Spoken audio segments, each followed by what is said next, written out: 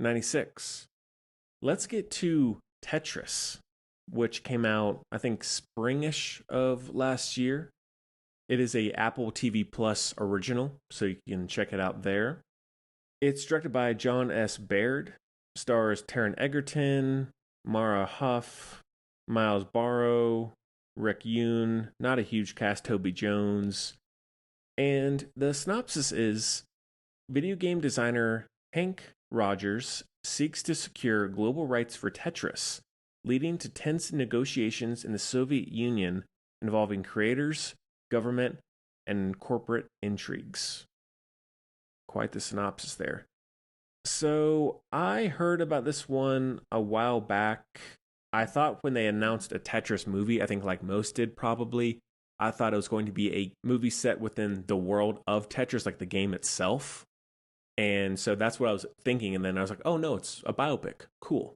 And for anyone who listens to the show a lot, I'm a big sucker for not only biopics or historical films, but anything dealing with creators, inventors, something that celebrates intelligence, pushing the boundaries, trying to get your product out there and all that, and your voice heard. Like even something like Oppenheimer last year is a great example. So this one definitely piqued my interest a lot. I like Taron Egerton across the board in pretty much everything. He hasn't been in a lot recently, though. I wish he would be in more because I love him.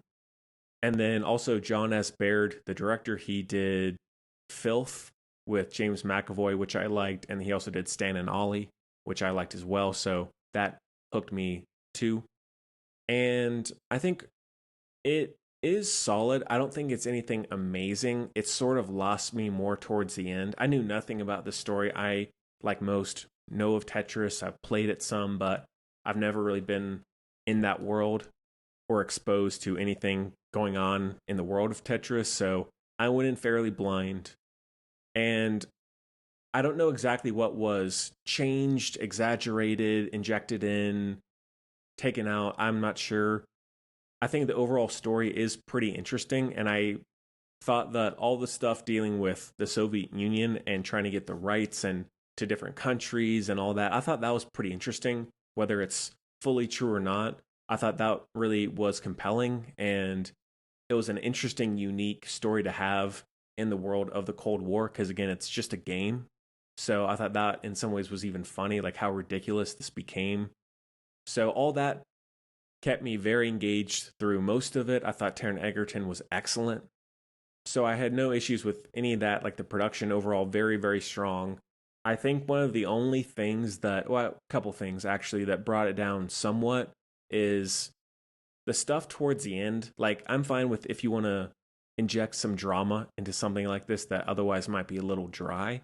But I'm guessing that there weren't actually car chases in this world or in the real event itself when they were in the Soviet Union. It felt like, all right, this is a Hollywood movie. This part is dry. Let's inject some action. And it felt for a movie called Tetris about getting rights to a video game, it felt ridiculous. Like I was like, all right, this is not that big of a deal. There's no way this happened. And there are so many other movies that I'm not even thinking that, so I'm not exactly sure why that was such an issue for me in this. And if I'm wrong, sorry, but I'm guessing this did not happen in the way it did. And thankfully, it's only a small part of that final act, but that really kind of lost me and made me feel like, all right, what else is not true in this? Like, if they're willing to go that far, what else have they changed? So, didn't love that, but the main bulk of the story, like even times where they were just sitting in boardrooms and conferences, I thought that stuff was interesting. It was well directed, it was well shot, well written, well acted. I really liked the score and the soundtrack. Like all that stuff worked quite well. But actually, speaking to another issue, actually, the pacing was a bit of a problem. It's only about 2 hours, maybe less.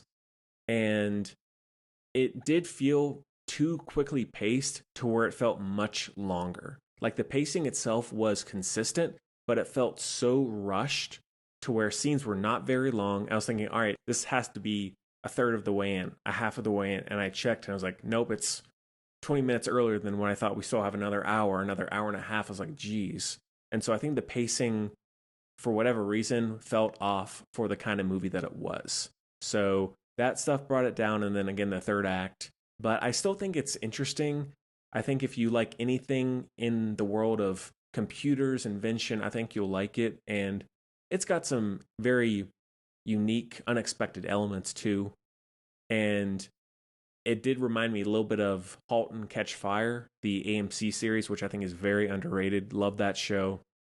So do check it out if you have Apple TV. Maybe you can rent it other places, I'm not sure. But do check it out. I think it's worth a watch. So that one is a heavy 3.5 out of 5.